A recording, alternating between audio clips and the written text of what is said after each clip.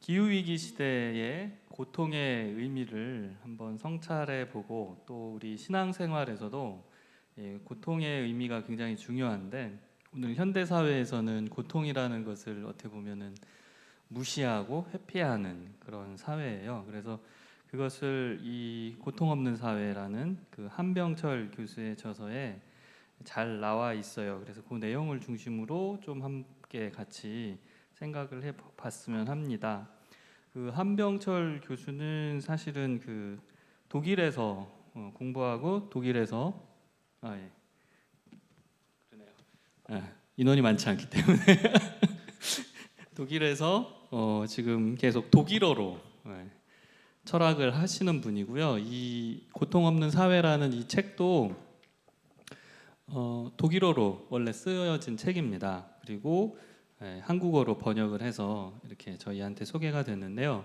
원래 이 한병철 교수님이 처음에 조금 한국 사회에 반향을 일으켰던 그 피로 사회라는 책을 쓰셨고, 그래서 이게 굉장히 많이 베스트셀러로 많은 사람들에게 읽히고 영향을 미쳤습니다. 그래서 그 다음에 뭐 투명 사회, 그리고 폭력의 위상학, 타자의 추방, 뭐 아름다움의 구원, 뭐 그리고 이제 오늘 이 고통 없는 사회가 최근에 나왔더라고요. 그래서 여러 책들을 쓰셨고 또 굉장히 많은 깊은 인문학적인 통찰력을 갖고 계셔서 그리고 저는 또 개인적으로 기독교적인 신앙의 바탕에서 볼 때도 이 한병철 교수가 문제 제기하는 그런 철학적인 시각이 크게 이렇게 어긋나지가 않고 불편하지가 않아요. 오히려 우리가 하나님을 앙망하고 하나님을 섬기고 우리 사회에 우리의 삶에 전적 타자로서의 하나님이 요청되는 그런 상황을 굉장히 잘 이야기를 하고 계셔서 그래서 한 번은 꼭 이 한병철 교수님 책을 해봤으면 좋겠다라고 했는데 우연히 서점에 갔는데 2021년에 이 책이 나왔더라고요. 그래서 최근작이니까 따끈따끈한 거니까 안 읽어본 책을 저도 읽고 또 우리 성도님들도 같이 읽고 하면 좋겠다라고 해서 이 책을 택했습니다. 그래서 왜 우리 이 현대 시대에 우리는 우리의 삶에서 고통이 없어져야 할 것으로 이렇게 추방하는 그런 어떤 사회적인 분위기, 사회적인 시스템에서 살고 있는지 좀 함께 생각을 해보는 시간을 가지면 좋을 것 같아요. 그래서 제가 이번에는 좀 그림도 많이 넣고 사진도 넣고 그러려고 그러는데 첫 번째만 하나 있고 그 다음에 계속 다시 그리고 그 다음에 끝에만 다시 그림인데 점점 갈수록 그림이 많이 늘어날 줄로 믿습니다. 요거 저기 여러분 아시는지 모르겠는데 팀 버튼 감독이죠. 그 감독이 이게 젊은 시절부터 이렇게 이런 많은 그림을 많이 그렸더라고요. 이게 빈센트라고 하는 그림인데 이게 애니메이션으로 아마 단편으로도 나왔을 거예요. 그러니까 내 뒤에 이렇게 나의 내면에 이런 악마 같은 존재, 괴물 같은 몬스터가 이렇게 있는 건데 이게 어떻게 보면은 우리의 모습이에요. 본 모습. 근데 이 현대 사회, 이게 뭐 한병철 교수가 얘기하는 피로 사회, 투명 사회, 그리고 신자유주의적인 이 성과 사회에서는 이 뒤에 이 괴물 같은 나의 이 부정적인 모습을 대면할 필요가 없어요. 그거를 이렇게 폭로해서 들여다보고 나의 내면에 이런 괴물 같은 몬스터, 부정적인 기제가 있구나. 내 마음속에도 왜 그래요? 그걸 없애버려요. 그리고 다 이 밝은 면만 그래야 열심히 일하죠. 나는 왜 사는가? 나는 왜 죽지 않고 여기 존재하는가? 이렇게 고민하고 있는 사람이 어떻게 영업사원하고 감정 노동하고 일합니까? 비즈니스를 어떻게 해요? 그러니까 이 성과 사회에서는 이 어두운 면을 죽인다. 근데 저 어두운 면이 사실은 우리에겐 고통이거든요. 그래서 고통 없는 사회라고 했는데 이걸 고통을 피하고 그리고 고통 받으려고 하면 뭘 해요? 진통제 주사를 넣어서 감각을 무디게 내 내면에 이런 고통이 있고 이거 생각할 겨를이 없게 꼭 그 아스피린 같은 진통제만 아니고 무슨 TV가 됐든 SNS가 됐든 그런 것에 우리를 이제 취하게 해서 그걸 잊게 한다라는 겁니다. 그러나 고통은 낯설음에 대한 두렵고 떨림이고 거기로부터 사실은 우리 기독교 신앙도 자리를 하고 있고 인간이 인간다워지려면 그런 고통 앞에서 그 낯선 다른 어떤 것들과 부딪히며 나와 다른 어떤 것들을 이렇게 대면할 수 있어야 그게 성숙한 인간이 되거든요. 그런 부분들을 우리가 한번 이 고통 없는 사회 1장 고통 공포라고 하는 그 장에서 함께 좀 생각을 해봤으면 좋겠습니다. 그 고통 없는 사회라고 책 제목이 나와 있는데 원래 이 독일어로는 팔리아티브 게젤샤프트라고 해요. 게젤샤프트는 사회라는 단어고요. 진통이라고 표현한 팔리아티브라고 하는 거는 말 그대로 그 고통을 통증을 그 완화시키고 제거한다는 의미예요. 진통. 그러니까 원래 이 책 제목은 고통 없는 사회가 아니라 진통 사회라는 제목입니다. 그러니까 통증을 진정시키고 있는 사회라는 뜻이에요. 그래서 고통이 없는 사회는 하나님 나라 아니야? 이렇게 생각하지 마시고 고통이 있는데 그 고통을 감추고 고통을 그 좀 줄이려고 막 그 진통제를 막 먹이고 있는 강제로 진통제를 주입하고 있는 그런 사회다라고 보시면 됩니다. 근데 이 한병철 교수가 말씀하는 거는 그 사회에서 그 고통을 어떻게 대하고 그 고통과 어떤 관계를 맺고 있는지가 그 사회가 어떤 사회인지를 이해하게 하는 열쇠라고 얘기를 해요. 그러면 저희는 어떤가요? 고통, 통증, 고난 뭐라고 표현하든 고통을 우리 사회는 어떻게 대해요? 빨리 잊으라고 하죠. 예. 어느 자리에 가서 우리가 세월호 그 사건 참사가 있었을 때 얘기를 하니까 그걸 왜 자꾸 얘기해요? 그거 참 물론 안타까운데 그 안타까운 거를 뭐 지금 다 지나가는데 또 왜 얘기해? 근데 예, 잊으려고 하는 거죠. 그때 한참 그 세월호 참사가 있을 때 뭐 그걸 잊지 말아요, 잊지 말아주세요. 이게 하나의 구호였는데 어떻게 보면 진심 어린 표현인지도 맞는 것 같아요.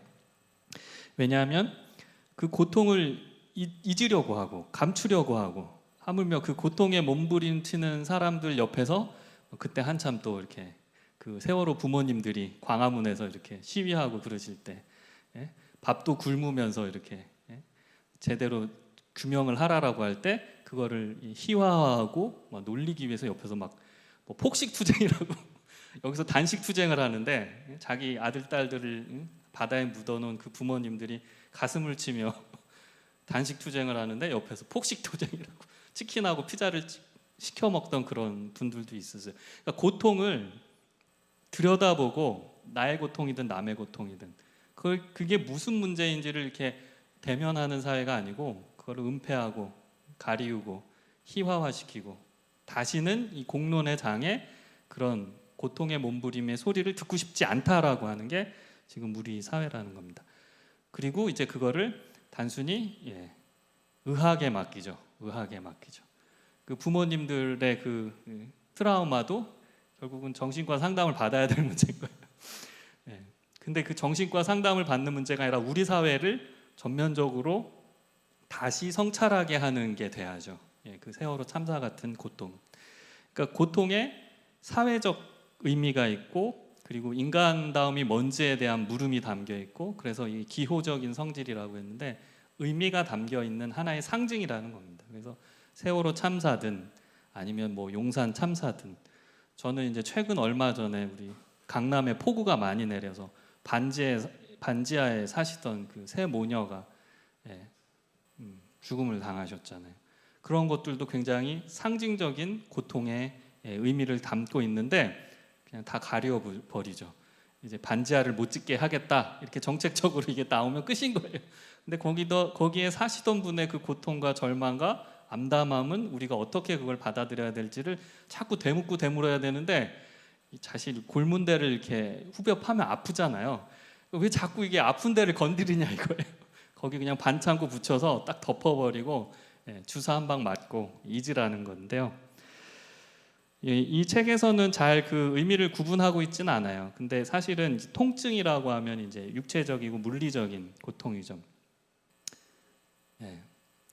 뭐 그런 일은 없겠지만 저희 아내가 저를 이렇게 뺨을 탁 때렸어요. 그러면 여기가 아프죠. 이게 통증, 페인이죠. 근데 이제 서퍼링. 아내가 왜 날 때리지? 마음이 더 큰 상처가 입죠. 이게 여기 볼이 붓는 거는 통증, 페인이고 마음이 내가 참 못난 남편이니까 이 아내가 나를 얼마나 뺨을 때리지? 예, 이게 서퍼링인데 이제 보통 이제 성서에서 예수님의 십자가의 고난을 묵상할 때 그 고난은 물론 영어 단어로는 서퍼링이라고 하지만 그 순환의 의미를 할 때 이제 패션이라는 그리스도의 십자가의 고통, 고난을 할 때는 이제 패션이라는 말을 씁니다. 요거는 이제 이 책에는 없지만 저희가 이제 일반적으로 생각해 보면 좋을 거. 자, 그래서 이 오늘 우리 사회는 고통에 대한 공포, 포비아가 있어요. 알고포비아라고 하는 통증 고통증인데요. 이게 사실 의학적으로는 그 여러분 두통이나 아니면 치통이나 아니면 뼈관절 이렇게 허리 디스크나 이런 거 심하게 앓으신 분들은 사실은 이런 통증 공포증이 있습니다. 그러니까 왜냐하면 또뭐 시절만 되면 뭐 또 조금 신경만 쓰면 계속 두통이 떠나질 않고 계속 치통이 아파가지고 뭐 치과에 가도 잘 앞서지지 않으면 조금만 뭔가 그런 분위기가 되면은 공포가 생겨요. 공포증이.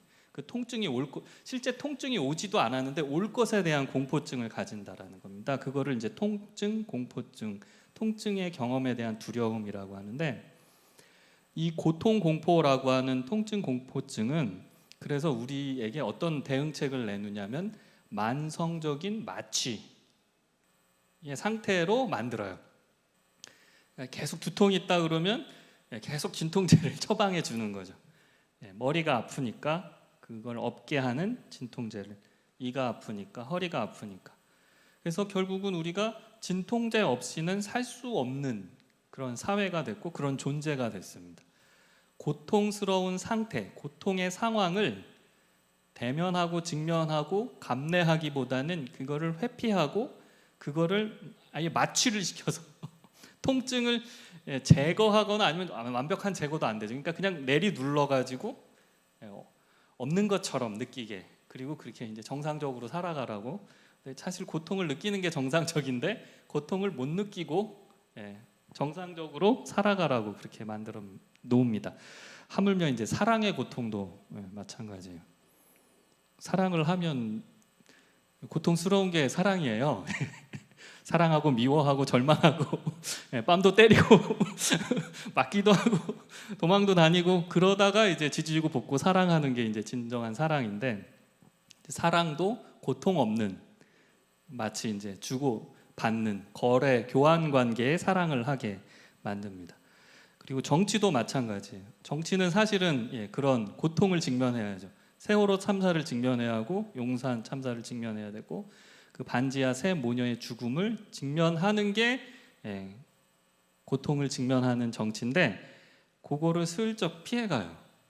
고통을 다루는 것 같지만 사실은 그거를 감추는, 강제와 압박에 진통제를 사용하는, 반지하를 없애버리면 되지라고 뭔가 처방을 내린 것 같지만 전혀 그 고통과 아픔에는 공감도 하지도 않고 같이 아파하고 같이 울부짖지도 않는 그런 진통제 정치가 지금 우리 사회도 그렇고 서구 사회도 그렇고 마찬가지로 이제 퍼져 있습니다. 그래서 탈민주주의, 포스트 데모크라시라고 하는 이제 민주주의 이후 사회에 우리는 더 나은 민주주의가 아니라 어떻게 보면은 더 아무것도 말하지 못하게 만드는 진통제적인 민주주의, 진통적 정치를 경험하고 있다라고 생각합니다. 그럼 기후위기 시대에 재난이 닥쳐서 주거 취약층들이 위기에 내몰릴 수밖에 없고 그 위기는 그냥 차가운 물에 잠겨서 강남에도 좀 부자분들은 아니 어쩔 수 없다 새 차 사야지 하고서 다른 포르쉐를 또 사는 그런 분들은 모르겠지만 주거 취약층들은 그냥 차 하나 망가뜨리는 게 아니라 자기 생명이 거기서 태풍으로 폭우로 폭염으로 가뭄으로 그런 위기에 처하는데요. 그거를 직면하고 그거를 고치고 그거를 대처할 수 있는 그 뭔가 사회를 새롭게 바꾸게 하는 그런 날카로운 용기와 능력이 없고 그냥 그때그때. 그래서 여러분들 병원 갈 때도요 진통제 잘 주시는 의사 선생님 믿지 마시고요. 이가 아파요, 머리가 아파요, 허리가 아파요 그러면 운동하십시오. 식단 조절하십시오. 좋은 곳에 가셔서 좋은 바람 쐬시고 좋은 생각하세요. 이런 분이 나아요. 알았어요, 진통제. 근데 지금 우리 그 진통적 정치는 이렇게 단기 처방만 한다라는 거예요. 뭐가 막 문제 제기가 여론에 나오면 뭐 탁 해버리고 정말 그 문제를 해결하거나 그 고통을 같이 아파하는 그런 것이 아니라는 겁니다. 왜냐하면 사실은 그게 굉장히 오늘 우리 시스템, 체제, 우리 사회의 체제에 잘못된 점을 드러내주는 거거든요. 그 아프다는 여러분이 그러니까 좋은 의사 선생님은 어디 아프다 그러면은 다 검사해 보시죠. 예, 왜냐하면 이가 치통이 있다고 하는데 사실 이게 그냥 이의 문제인지 턱의 문제인지 또는 뇌의 문제일 수도 있고요. 예, 하물며 허리가 아픈데 치통이 오기도 해요. 그러니까 뭔가 우리 사회의 골문 부분을 아프다고 이게 소리내는 게 그 고통이고 통증인데 그거를 그냥 진통제로 그냥 감추려고 하는 그런 게 진통적 정치라는 겁니다. 그래서 왜 그러냐? 오늘 우리 현대 사회는 모든 부정적인 것, 안 좋은 것은 떨쳐버리고 긍정적이고 좋고 긍정적인 것만 향해 가는 사회로 패러다임이 바뀌었기 때문이에요. 그래서 사실은 고통의 심리학, 부정심리학이라는 것이 예를 들면 뭐 프로이트의 심리학도 인간의 내면의 의식, 우리가 이렇게 잘났고 똑똑하고 뭐 깨끗하고 착하고 합리적인 이 의식만이 아니고 비합리적이고 더럽고 추하고 성적 욕망으로 가득한 무의식을 이렇게 드러내 보이게 하는 그런 부정 심리학이거든요, 사실은. 근데 이제 오늘 이제 21세기 요즘 무슨 심리학은요, 다 긍정의 심리학이에요. 예, 하면 할 수 있다, 막 이런 거예요. 아픔은 있고, 예, 좋은 것만 바라보세요라고 이렇게 얘기를 하는 긍정 심리학으로 바뀌었어요. 긍정 심리학에서는 고통을 중요하게 생각하지 않습니다. 고통이라는 건 정말 내가 사는데 삶에 안 좋은 거예요. 그러니까 하물며 어린 시절에 뭐 부모님과의 관계에서 경험한 그 안 좋은 어떤 상처, 그 상처를 직면하고 대면하고 그걸 극복하기 위해서 다시 들여다봐야 되는데 그거는 나쁜 부모 잘못 만난 탓이고 나는 지금 현재에서 나의 미래만 보십시오. 당신은 똑똑하고 잘나고. 그런데 그래도 자기 내면엔 그 어릴 때 상처와 아픔은 끊임없이 남아 있거든요. 그러니까 그거를 완전 통증 제거하듯이 없애버린다고 해서 사람이 깨끗해지고 착해지고 긍정적으로 바뀌는 건 아니고 항상 그 양면을 갖고 가야 되는데 그걸 없어버린다는 얘기입니다. 그리고 고통에 무감각하고 그냥 언제나 해피, 행복하면 돼. 당신은 일을 성취해야 되는 성과 주체야.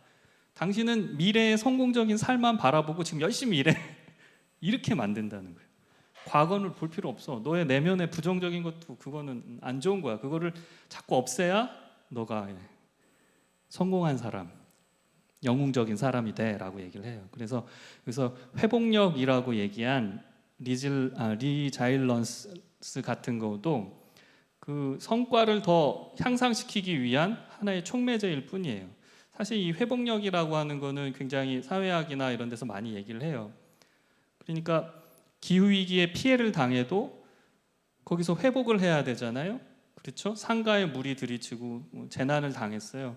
그러면 이제 그거를 다시 청소를 하고 다시 장사를 할 수 있게 해야 돼요.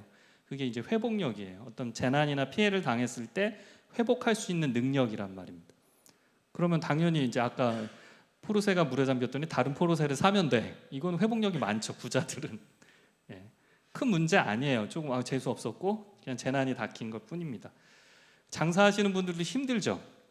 그래도 정부에서 그래도 보조금을 재해 보상금을 주고 그러면 다시 장사를 할 수 있어요. 근데 이제 아까 반지하 새 모녀분들처럼 생명을 잃은 분들은 회복력이라는 게 의미가 없죠. 거기다 무슨 보상금을 줄 거예요. 생명이 다 앗아갔는데. 그러니까 이제 피해에 아예 회복 탄력성이 없는 존재들이 있는데 이 성과 사회는 그냥 회복력도 몸이 아파? 그럼 잠깐 쉬고 예를 들면 부모님이 돌아가셨어요. 사랑하는 사람을 잃었어요. 얼마나 아픈 고통입니까? 근데 그럼 잠깐 3일 연차 휴가 쓰고 와. 다시 일해야 돼. 안 됐구만, 안 됐어. 그래도 일해야지. 자, 이게 회복력이 돼버린 사회가 됐어요. 정말 그 아픈 자를 위로하고 아픈 자들과 함께 아파하면서 그 아픔을 같이 나누는 그 회복력이 아니라는 겁니다. 이 치유와 회복이 성과 사회에서는 다른 개념이 돼버렸다 이 얘기예요. 왜냐하면 여기도 나오지만 진통의학, 그러니까 그 통증을 이렇게 무감각하게 만드는 그런 약품들이 오늘 우리 시대에 남용되고 있다라는 거는 건강한 사람들도 조금 이게 극복할 수 있거든요. 감기 이렇게 진통 오면은 사실은 저희 코로나도 경험했지만 이겨낼 수 있는 사람은 이겨낼 수 있어요. 그리고 자기가 그냥 뭐 약물에 의지하지 않고 이겨내야 거기에 사실은 면역도 생기고 다시 회복이 되는 건데, 그냥 너무 많은 약물을 투여해서 약물에 의존적으로, 진통제에 의존적으로 된 사회예요. 왜 그러냐면 조금이라도 약함을 보이면 이 경쟁 사회에서 다 물어뜯거든요. 이게 나의 약함의 표현이에요. 어디 아파, 마음이 괴로워, 아파, 이런 표현을 한다는 건 이 성과 사회에서 도태되는 루저들이나 하는 그런 모습인 거죠. 그러니까 어느 누구도 공적인 자리에서 나의 아픔을 드러내지 못해요. 오히려 아픔을 감추죠. 사랑하는 사람을 잃었으면 아파해야죠. 세상을 잃은 듯 절망한 듯 식음을 전폐하고 골방에 들어가도 되고 산천을 주유해도 돼요. 그런데 잠깐 아파하다 돌아와야 돼요. 더 이상 그거를 아픔을 지속하면 쟤 왜 저래 그러죠. 좀 쉬다 나오면 되지 뭐 일을 안 할 거야? 먹고는 살아야지 산 사람은. 그렇게 얘기를 하는 사회가 돼버렸습니다. 그래서 고통은 수동적이고 뭔가 인내하고 참고 견뎌야 되는 건데, 이 능력 위주의 능동 사회, 성과 사회에서는 그런 성향, 그런 기질은 제대로 인정받지도 못하고 제대로 있을 자리도 없다라는 겁니다. 그래서 이 고통을, 여기 이제 아까 말씀드린 그 예수의 순환을 의미하는 패션이라는 단어가 나왔는데, 그 고통을 격정, 열정, 그것으로 이렇게 승화시키고 활성화시키고 그걸로 말로 이렇게 표현하는 거를 허용하지 않는 사회라는 거예요.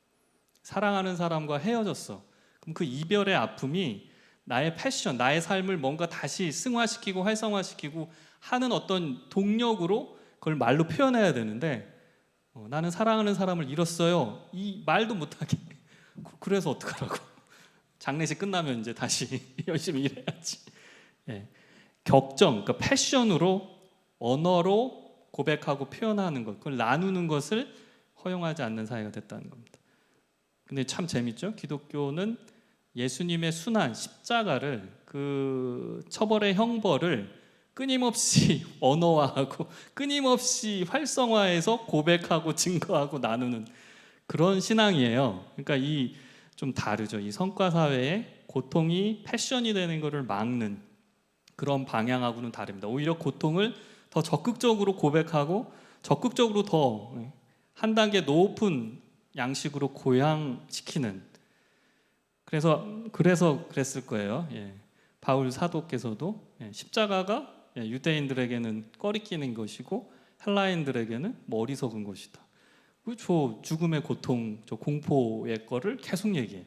너네들이 믿고 따르던 그 하나님의 아들이라는 그 스승이 그 죽어가지고 고통을 받고 형벌을 받고 죽으신 건데, 그거를 이 그리스도인들이라고 하는 사람들은 끊임없이 고백하고, 이게 좀 다른 거죠.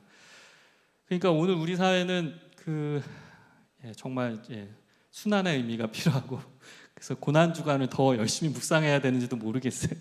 왜냐하면 이 진통 사회에서는 고난의 의미가 없습니다. 고난을 그렇게 의례화하고 이렇게 서로 나누고, 나도 내 몸의 고통을, 고난을 짊어진다는 거는 이해가 안 되는 사회여요. 왜냐하면 이제 여기 대표적인 게 좋아요. 여러분 페이스북이나 어디 보면 다 이렇게 좋아요, 이제 엄지척을 이렇게 누르게 돼 있는데, 자, 이게 한병철 교수님 재밌죠? 이게 우리 시대의 징표입니다. 좋아요. 근데 제가 좀 그거 깜짝깜짝 놀래요. 저도. 저희 이제 가끔 페이스북에도 많이 이제 부고가 올라오잖아요. 이제 장모님이 돌아가셨다, 뭐 아버님이 돌아가셨다.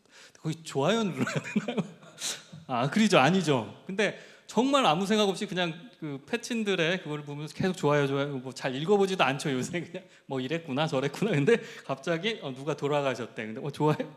이거 슬퍼요 기능이 그래서 추가되긴 했어요 최근에. 근데 예전엔 다 좋아요였어요. 모든 삶의 영역을 다 좋아요, like. 그래, 너 좋다, 나도 좋고 너도 좋고 좋아야 되는 거예요. 그러다 보니까 하물며 우리 삶 자체에 고통도 있고 아픔도 있고 치통도 있고 두통도 있고 모든 아픔과 괴로움이 있는데, 어려움들이 있는데, 점점 갈수록 그러면 페이스북에, 인스타그램에 고통과 아픔과 괴로움과 절망과 슬픔과 뭐 이런 것들이 올라오나요? 아니죠. 예, 뭐 보기 좋은 게 먹기도 좋고 다 먹는 거, 뭐 예쁜 거, 뭐 좋은 거, 뭐 자랑할 만한 거, 내 얼굴도 가장 잘 나오는 거. 그래서 우리 삶 자체가 그 SNS, 인스타그램에 어울리게 만들어지고 있어요. 이게 뭔가 삶이 주인이고 그 인스타그램이나 SNS는 그거를 이렇게 전달하는 하나의 소통의 창구인데 오히려 그 관계가 역전이 돼가지고 우리가 거기에 맞춰서 인스타그램의 양식에 맞춰서 내 생각도 내 삶도 표현되는 양식이 되고 있다라는 거예요. 왜냐하면 거기에 적합하지 않은 거는 문제가 되죠. 근데 그러고 보니까 저도 그 생각이 들어요. 왜 이 사람은 어떤 분이 이상한 분이 있어요. 계속 페이스북이나 이런 데 이상한 얘기만 해요. 아우 짜증내네. 왜 이 사람은 이런 얘기를 하지? 근데 가만히 생각해 보면 그게 그 사람이라면 그건 자기를 표현하는 거잖아요. 예. 그런데 그런 걸 보기가 싫은 거죠. 왜냐하면 이제 저랑 같은 이제 비슷한 동년배 어떤 분이 계속 껄끄러운 얘기를 계속 많이 하거든요. 우리 사회에 뭐 이런. 나도 아는데 그 페이스북에 친구들끼리 있는데도 꼭 그런 얘기를 해야겠어? 뭐 빈민 어떠고 운동 주거 문제 어쩌고 아 그거 좀 재미난 것 좀 올려 막 이러는데 생각해 보니까 아 우리가 점점 그걸 추방하는 거죠. 예, 그 어려운 얘기, 좀 껄끄러운 얘기, 좀 보기 싫은 얘기 이런 것들은 안 보고 하여튼 좋아요 누를 것만 올리게 되고 보게 되고 찾게 되고 정 듣기 싫으면 이제 팔로우도 취소하고 끊어버리죠. 근데 가끔은 우리가 고통을 봐야 돼요. 나의 고통만 아니고 남의 고통도 한번 들여다봐야 되고 또 나의 고통도 남에게 한번 표현해보고 슬픔을 슬프다고 아픔을 아프다고 얘기도 해야 되고 그게 여기 이제 카타르시스 이제 정화라고 하는 거. 뭔가 아픈데 정말 골골골 아프다 보면 이제 몸이 탁 나을 때 이제 몸 개운한 게 있어요. 그거를 스스로 이제 고통을 이겨낼 때 그게 정화가 되는데 그거를 이제 잊어버린 거예요. 그래서 저희가 조금만 아프면 이제 약 먹고 진통제 먹고 감기약 먹고 그러니까 스스로 그걸 정화시킬 능력을 잃어버린 거죠. 왜 그러냐? 우리 사회는 이제 좋아요 문화라 그랬는데 만족 사회예요. 만족 문화. 모든 것이 만족스러워야 돼요. 불만족되고 뭔가 보기 싫은 껄끄러운 게 있으면 조금이라도 안 돼요. 그러니까 우리의 의식의 표면 위에는 다 좋아요, 라이크, 그리고 다 만족스러워, 아주 좋아, 잘 됐어 이런 것만 있어야 되고 그러면은 그게 아닌 것들은요. 내 내면을 들어봐도 남이 보기에 조금 이거는 내 못난 모습 같아. 그거는 다 어떻게 되나요? 그 표면 아래 감추죠. 그러니까 이 찌꺼기처럼 그 부정성이라는 게 긍정성 위로 올라오면 안 되는 찌꺼기로 밑에 자꾸 이렇게 가라앉히다 보니까 그게 결국은 질식의 위기에 처해 있습니다. 그래서 사실 우리 이 만족 사회, 성과 사회, 이 좋아요 사회에서는 모든 우리 인간의 영혼들이 이렇게 지금 질식해서 그 영혼이 죽을 위기에 처해 있는지도 모르겠습니다. 왜냐하면 우리의 도덕관념도 이제 좋아요가 돼야 돼요. 사실 사람이 잘못했으면 기독교에서도 결국은 잘못을 뉘우치고 회개하라고 그러잖아요. 근데 뉘우치고 회개하는 것도 못하게 해요. 감춰요. 그냥 제가 이런 선한 일을 했습니다. 제가 좀 어려움을 닥친 이웃을 이렇게 도왔습니다. 도덕적으로도 좋아요. 이렇게 누구에게 인정받을 만한 것만 고백하게 되죠.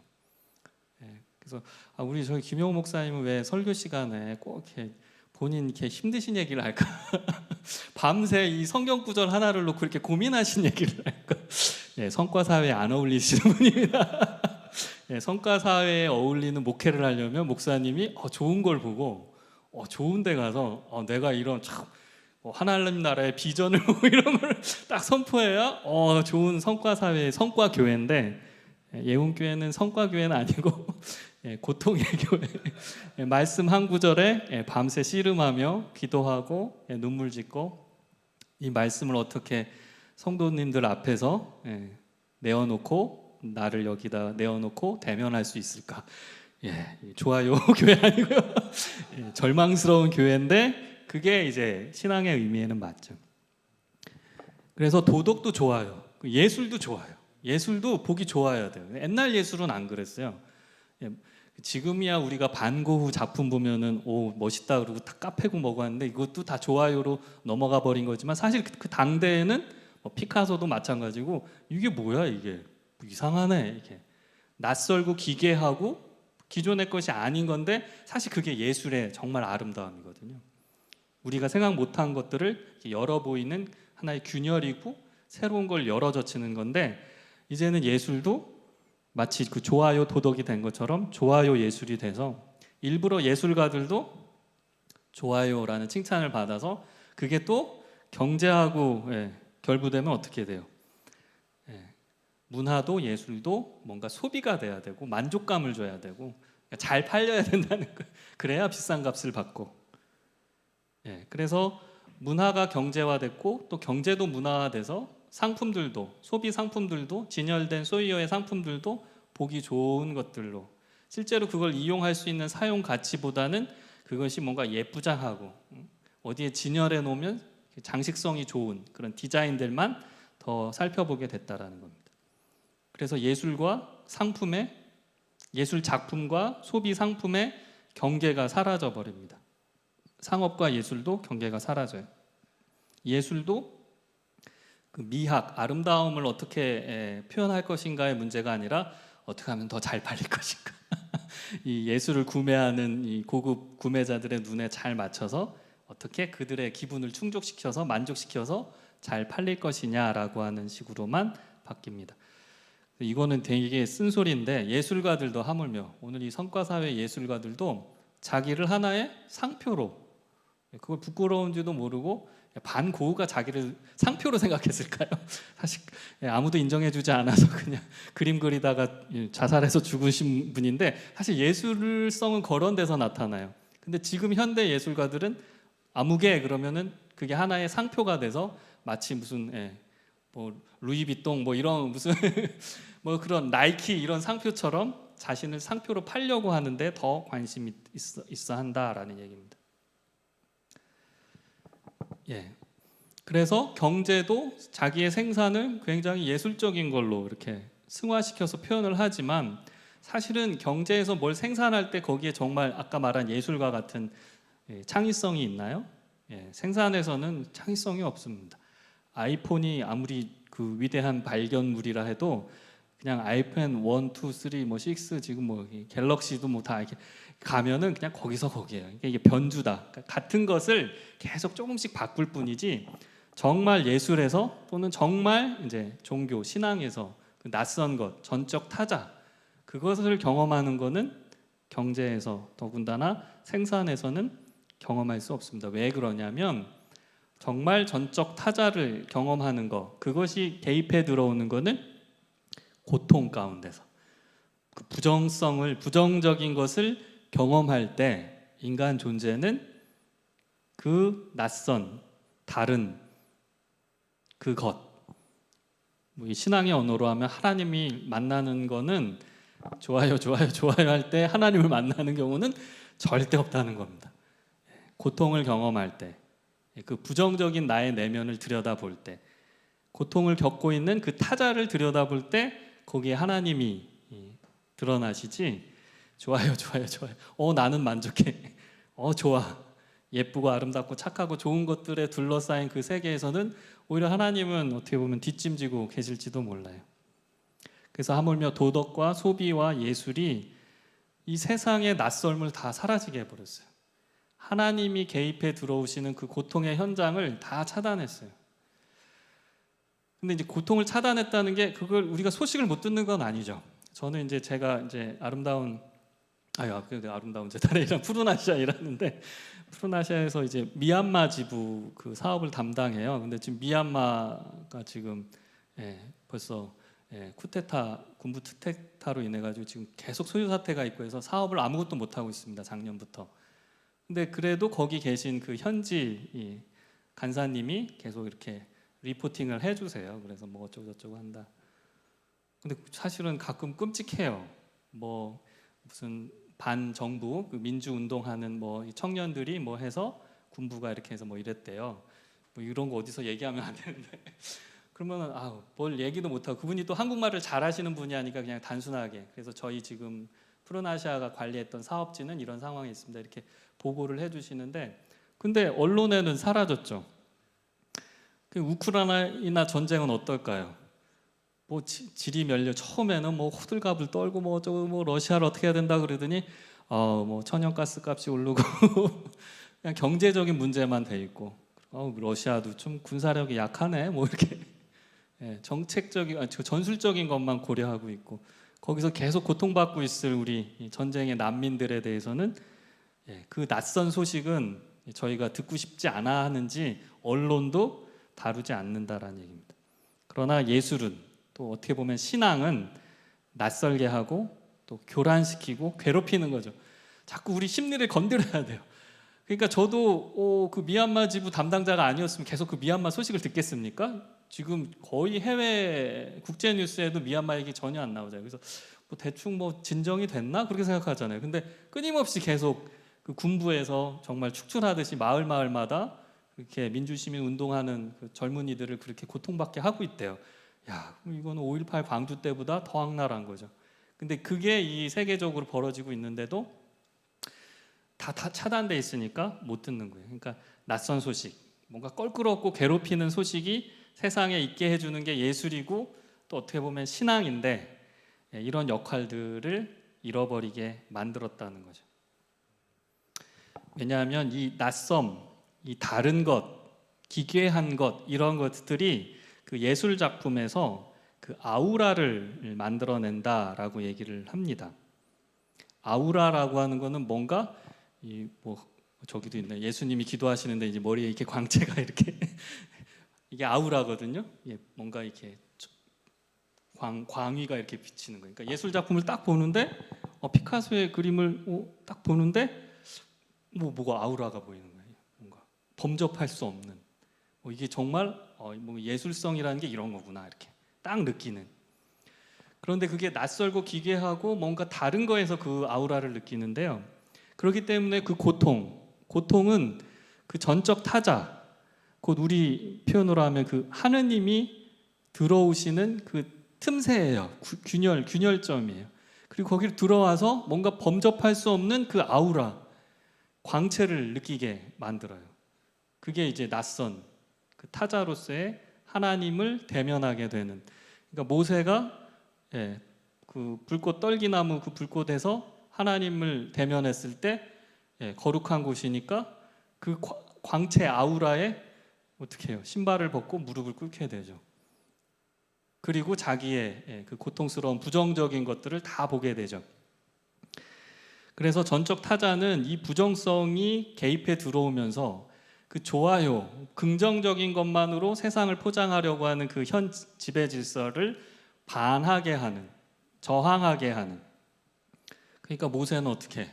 이집트로 가야죠. 그 이집트의 현 지배 질서, 하나님의 백성을 억압하는 그 잘못된 권력에 싸우게 만드는, 도망가는 게 아니라 바울이 회피하여 도망가서 미디안 광야로 쫄래레 이렇게 피한 게 아니라 가게 만들죠.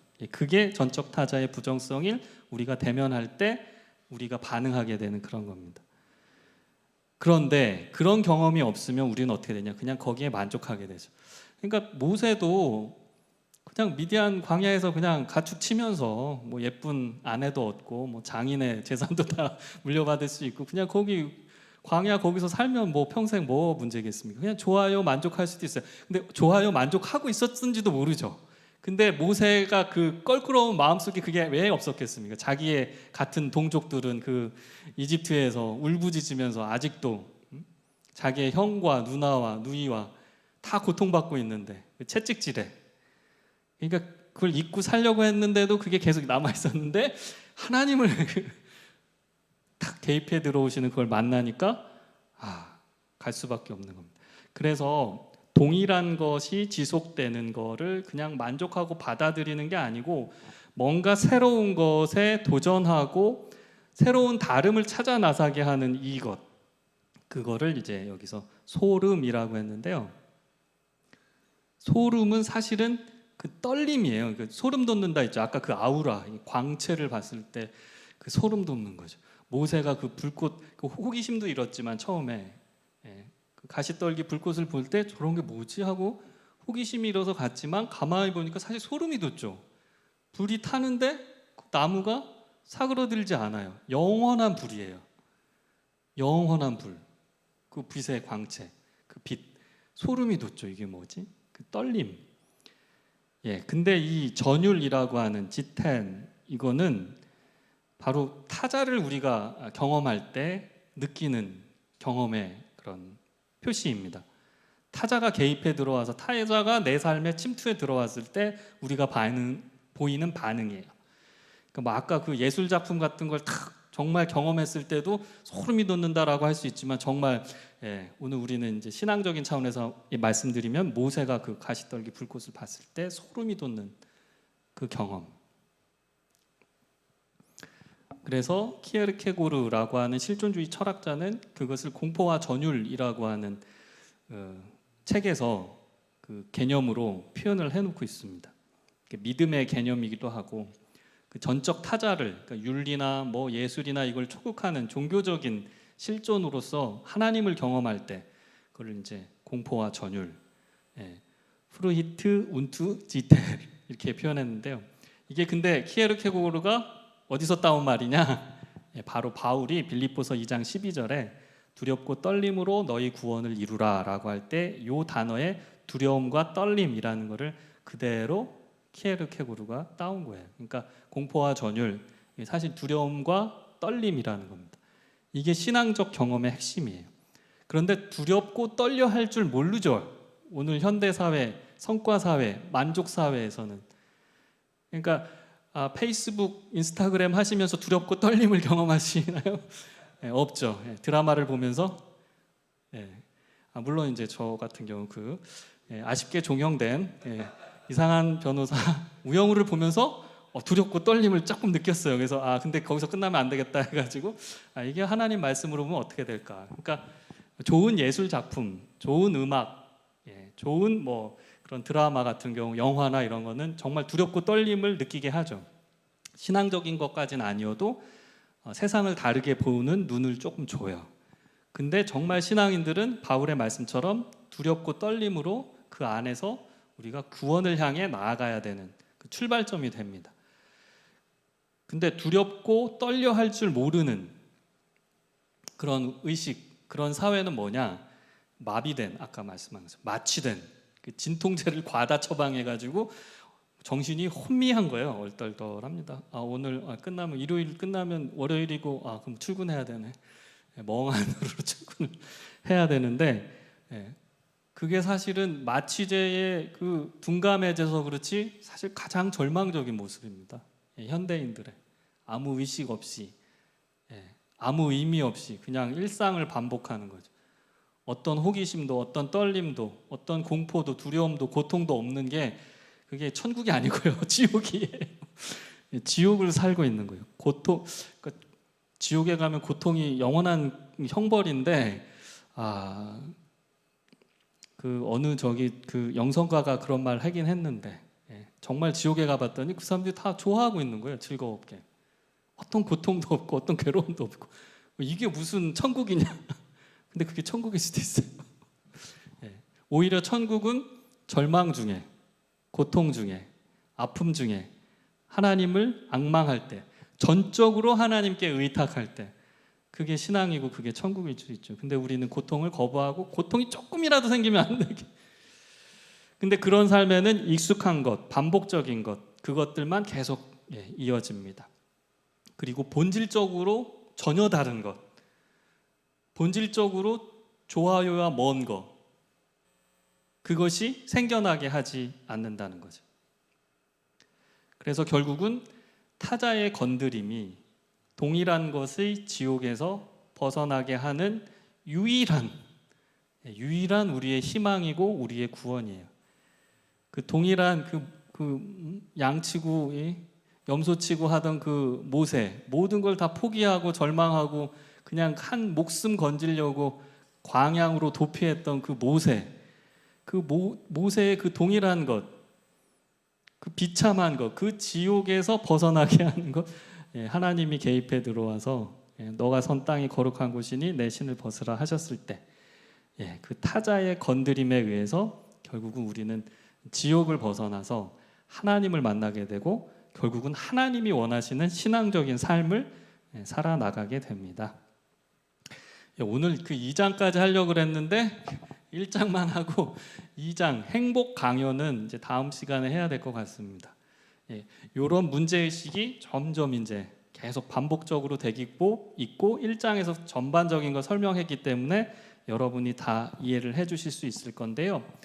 아까 말씀드린 그 우리 신앙적인 그 고난을 묵상할 때 우리가 사도 바울의 그 말씀 중에 가장 많이 얘기하는 게 여기 잘 보이시는지 모르겠는데 로마서 5장 3절에서 4절까지 말씀이에요. 요거 한 목소리로 함께 읽어볼까요? 다만 이뿐 아니라 우리가 환난 중에도 즐거워하나니 이는 환난은 인내를, 인내는 연단을, 연단은 소망을 이루는 줄 알미로다. 아멘. 리조이스한데요. 기쁨을 기뻐해야 되는데 고통을 서퍼링, 우리의 고통을 기뻐한다, 즐거워한다. 그러니까 즐거이 받아들인다라는 표현이죠. 그러니까 우리 삶에 어떤 고통의 경험이 생겨났을 때, 고통의 사건이 생겨났을 때, 그게 나의 고통이든 아니면 타인의 고통이든 이웃의 고통이든 그 고통을 회피하고 덮고 나의 이 안정적인 삶에 어떤 고통도 다가오지 마라고 이렇게 밀쳐버리는 게 아니라 또 고통이 느껴질 때 그거를 그냥 여러 가지 진통제, 꼭 의약품만이 아니라 온갖 매체와 SNS와 온갖 것들로 하면 요즘 사람들은 술도 마약도 별의별 걸로 다 마취시켜서 그 고통을 회피하는 게 아니라 오히려 그거를 맨정신으로 또렷한 정신으로 그 고통을 들여다보면서 맞아들여서 그거를 인내하면서 감내하면서 연단, 단련시키는 그런 소망, 그런 믿음이 오늘 우리 기독교인들에게 있어야 될 줄 믿습니다. 특별히 이제 나의 고통도 그렇지만 옆에서 벌어지는 그 우리들의 고통들도 같이 들어보고 우는 자들과 함께 울고 웃는 자들과 함께 웃을 수 있는 그게 이제 신앙의 자세고 그게 이제 고통의 의미를 신앙적으로 우리가 올바른 방향으로 받아들이는 것이 아닌가 이렇게 생각을 합니다. 그래서 다음 시간에 이제 행복 강요에 대한 거는 행복에 대한 의미는 다음 시간에 하도록 하겠습니다. 자, 그럼 오늘 여기까지. 혹시 질문하실 거 있으면 5분 딱 남았으니까 질문하고 같이 또 자기 생각 나누시고 싶은 거 있으시면 하시고 마무리하겠습니다.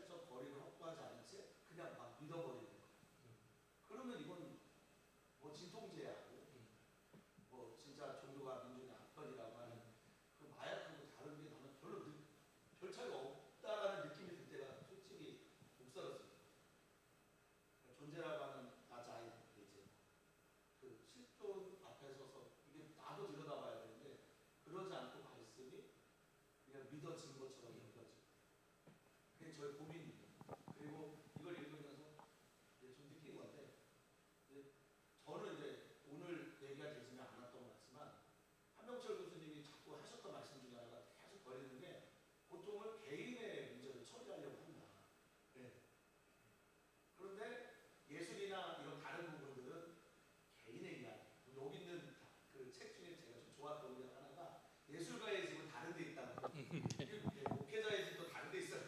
아, 예, 맞습니다.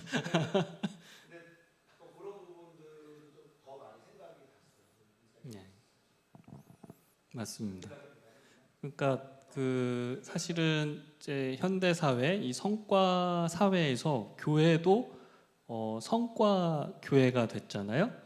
그러니까 교회에서 고난을 얘기하는데 똑같은 본문 말씀인데도 마치 그 당의정이라고 아시죠? 쓴 약인데 이렇게 겉에 단 걸로 이렇게 발라가지고 사람에게 들이키게 만드는. 그러니까 우리가 예수님의 십자가를 묵상하고 고난 주간을 설교하고 하는데도 그게 그렇게 소비 하나의 상품처럼 예수님의 고난도 이용당하는 거죠. 그런데 이제 저희가 봉사하면 저희가 하나님 앞에 정말 불충한 성직자들이죠. 그러니까 제가 아까 김용호 목사님 말씀드린 건 그렇게 당의정을 이렇게 꿀 발라가지고 설명하지 않으시고 그대로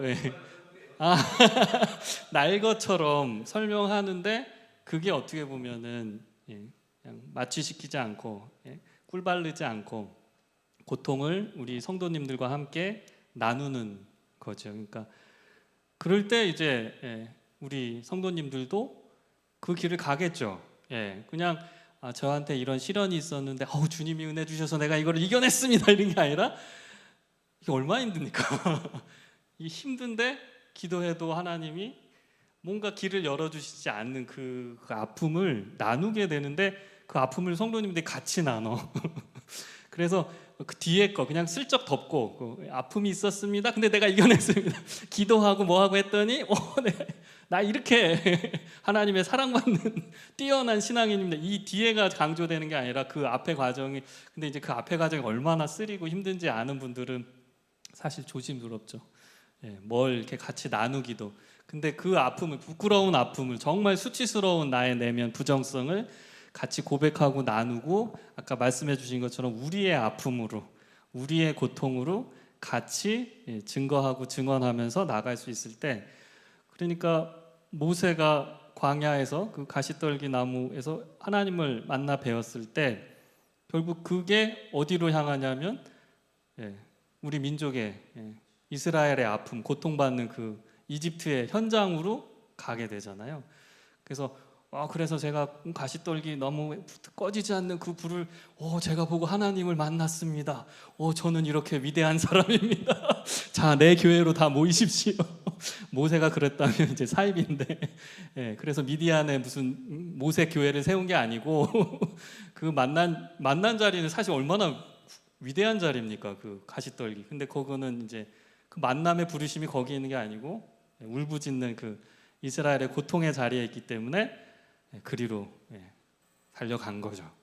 여기에 있는 모든 안온한 거처를 내버려 두고 그런 게 아마 이제 신앙의 의미일 것 같고 지금 말씀하신 그 부분은 아마 이제 다음 시간에 많이 나올 것 같아요. 그러니까 고통을 느끼는데 그냥 너가 잘못해서 그냥 아픈 거고 너가 좀 뭐가 문제가 있으니까 너 왜 이렇게 그 정신 상태가 좀 이렇게 비리비리해? 그 정도는 딱 떨쳐 일어나고 뭐 남녀간에 사랑하다 이별할 수도 있지 뭐 세상을 다 잃은 것처럼. 키에르케고르라는 그 실존주의 철학자가 자기 연애 좀 안 돼가지고 그걸 막 고민하다가 뭐 다 이게 불안해 절망에 이르는 병 막 이런 책이 나온 건데 생각해 보면 우습죠. 뭐 사랑하다 헤어질 수도 있는데 그거를 그렇게 자기 존재로 들여다볼 수 있는 그 감수성이 있어야 되는 거죠. 신앙인들도 마찬가지인데 그게 아마 다음 시간에 행복 강요라고 보면 거기에서 잘 나타날 것 같습니다. 그래서 그거를 통해서 고통이 개인화되는 게 아니고 사회화되고 또 저희들 이 자리에서 입장에서는 고통이 신앙으로 승화될 수 있는 길이 열릴 것 같습니다. 그래야 아마 이 말씀 환난 중에도 즐거워하나니 환난은 인내를 인내는 연단은 연단은 소망을 이루는 줄 알미로다라는 말씀의 의미가 그것과의 관련성 속에서 정말 잘 이해가 될 수 있고 사실 쉬운 말씀은 아니구나 이런 거를 깨닫게 될 겁니다. 자, 그럼 오늘 여기까지 마치고 다음 주에 다시 찾아뵙도록 하겠습니다. 감사합니다.